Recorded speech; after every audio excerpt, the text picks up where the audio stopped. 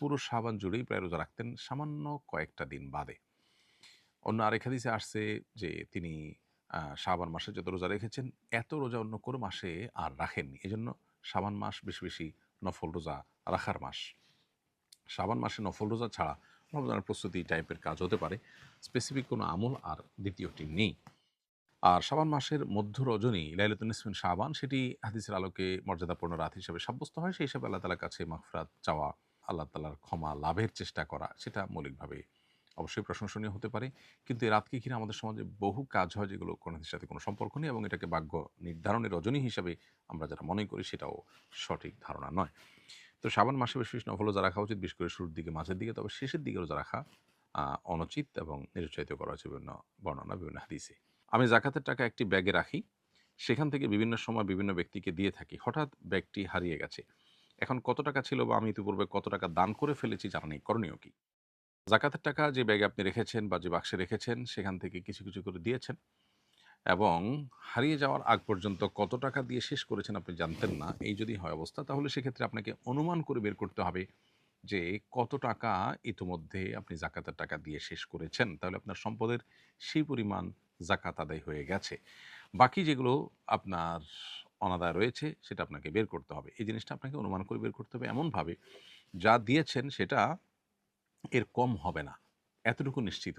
সেরকম একটা ফিগার আপনাকে আসতে হবে। তাহলে আপনি সেটুকু দিয়েছেন বলে ধর্তব্য হবে। আর বাকিটা আপনাকে যাকাত দিতে হবে।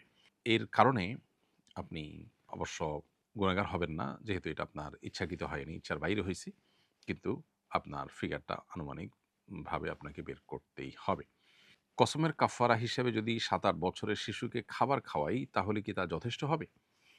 উত্তর হলো যে সাধারণত প্রাপ্তবয়স্ক বা প্রাপ্তবয়স্কের কাছাকাছি বয়সের মানুষকে কাফারা স্বরূপ যে খাদ্য দানের নির্দেশনা কোরআনে রয়েছে, সেটি আদায় করতে হবে এই সমস্ত মানুষকে খাওয়ানোর মাধ্যমে।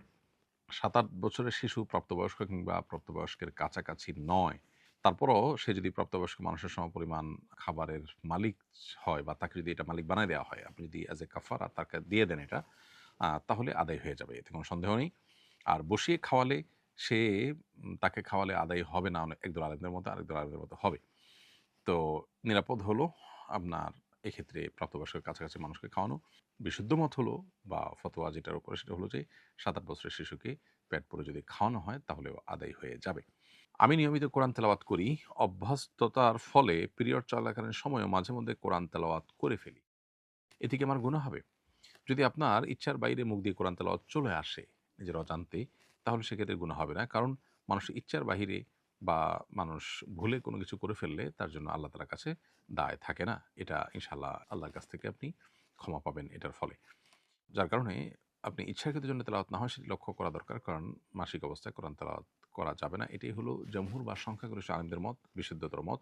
যদিও ইবনে তাইমিয়া রাহিমাহুল্লাহ সহ বর্তমান আরব উলামাদের অনেকে, বিশেষ করে সৌদি আরব আলেমদের অনেকেই মাসিক অবস্থায় কোরআন তেলাওয়াতকে অনুমোদন করেন। সংখ্যাগরিষ্ঠ আলেমরা অবশ্য এর খেলাফ বা ভিন্ন মত পোষণ করেন। রোজা রাখলে গর্ভের সন্তানের সমস্যা হবে, কি করব? রোজা রাখলে গর্ভস্থ সন্তানের সমস্যা হবে এটি যদি আপনি নিশ্চিত হন, তাহলে সেক্ষেত্রে রোজা না রাখার সুযোগ আপনার আছে। পরবর্তীতে রোজাগুলো যখন সুস্থ হবেন, গর্ভ খালাস হবে, তারপর সুস্থ হওয়ার পর আপনি রোজাগুলো রেখে দিতে হবে। তবে গর্ভস্থ সন্তানের সমস্যা হবে এই জিনিসটা আপনাকে আগে নিশ্চিত করতে হবে। কিভাবে আপনি নিশ্চিত হলেন যে গর্ভস্থ সন্তানের সমস্যা হবে রোজা রাখতে গেলে?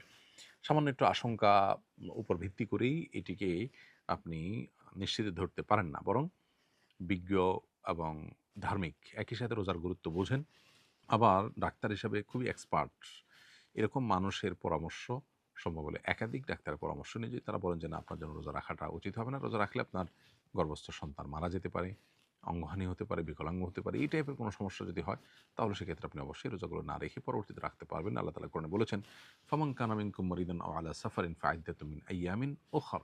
যারা অসুস্থ থাকবে অথবা সফরে থাকবে তারা অন্য সময় রোজাগুলো রেখে দিতে পারবে। অতএব এই আয়াত আপনার জন্য প্রযোজ্য হবে।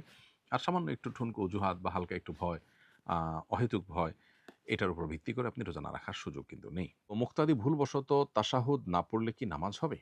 উত্তর হলো মুক্তাদি যখন ভুলবশত তাশাহুদ মিস করবেন, তখনও তার নামাজ হয়ে যাবে এবং এটার জন্য কোনো সিজদায়ে সাহু দিতে হবে না।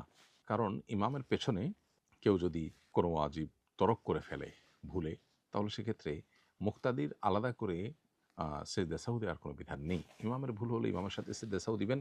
আর মুক্তাদির ভুল হলে সেটা যদি সেজদা সাহু দিয়ে রিকভার করার মতো ভুল হয় তাহলে সেটা মাফ।